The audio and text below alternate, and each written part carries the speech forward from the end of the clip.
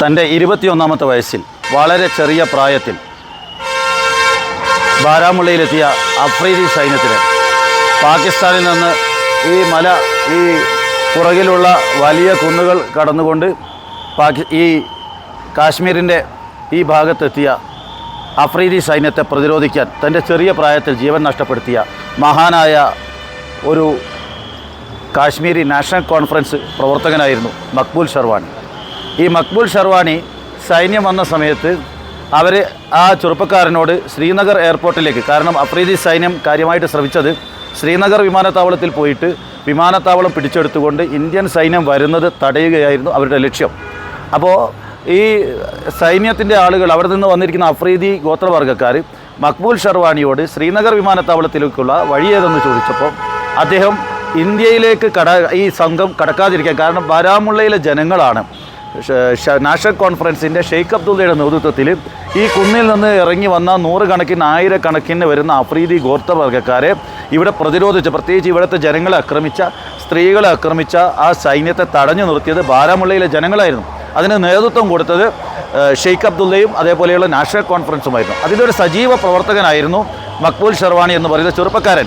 മക്ബൂൽ ഷർവാണി 1947 പാകിസ്ഥാൻ ഇവിടെ പിടിച്ചെടുക്കാൻ വേണ്ടി വന്ന സമയത്ത്, ഈ അഫ്രീദി സൈന്യം വന്ന സമയത്ത് അവർ ഈ ചെറുപ്പക്കാരനോട് ശ്രീനഗർ എയർപോർട്ടിലേക്കുള്ള വഴിയേതെന്ന് ചോദിച്ചപ്പോൾ ആ ചെറുപ്പക്കാരൻ വഴി തെറ്റിച്ച് പറഞ്ഞു കൊടുത്തു.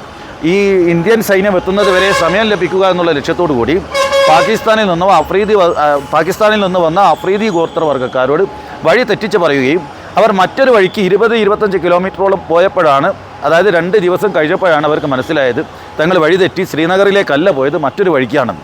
ഉടൻ തന്നെ അവർ തിരിച്ചു വരികയും പിന്നെ അവരുടെ ലക്ഷ്യം ഈ മക്ബൂൽ ഷർവാണിയെ പിടികൂടുക എന്നുള്ളതായിരുന്നു. ഇവിടെ നിന്ന് ഏതാണ്ട് 25 കിലോമീറ്റർ മറ്റൊരിടത്തേക്ക് മാറിയിരുന്ന മക്ബൂൽ ഷർവാണിയെ അവർ തെരഞ്ഞു പിടിച്ച് ഇവിടെ കൊണ്ടുവരികയും ഈ ബാരാമുള്ളയിലെ ഖാൻ ഹോട്ടലിന് മുന്നിൽ വെച്ചുകൊണ്ട് 2 കൈയും പിടിച്ചു കെട്ടിക്കൊണ്ട് അദ്ദേഹത്തെ വെടിവെച്ച് കൊല്ലുകയും ചെയ്തു. 2 കൈകൾ പിടിച്ചു കെട്ടിയിട്ടാണ് മക്ബൂൽ ഷർവാണിയെ വെടിവെച്ച് കൊന്നത്.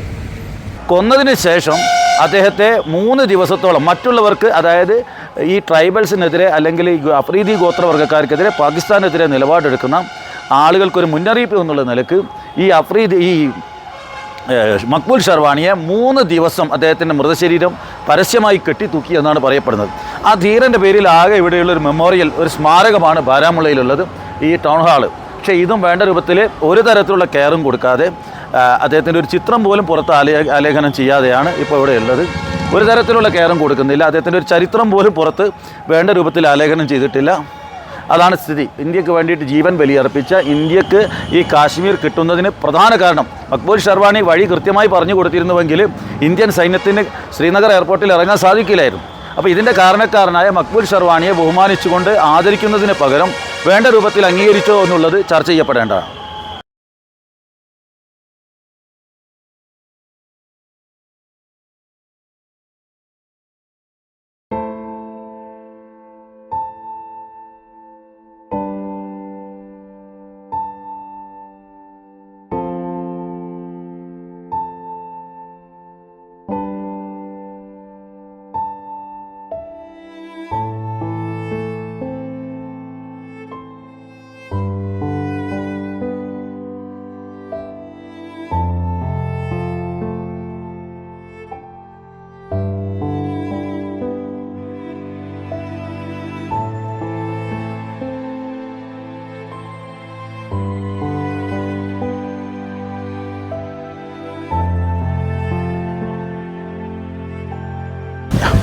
ഇവിടെയാണ് മക്ബൂൽ ഷർവാണിയെ അടക്കം ചെയ്തിരിക്കുന്നത്.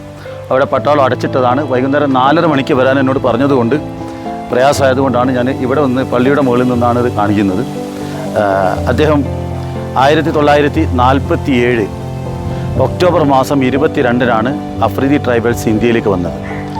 ഒക്ടോബർ മാസം 22-നാണ് അവർ മുസാഫറാബാദ് വഴി ഈ കുന്നിറങ്ങി ബാരാമുള്ളയിൽ വന്നത്.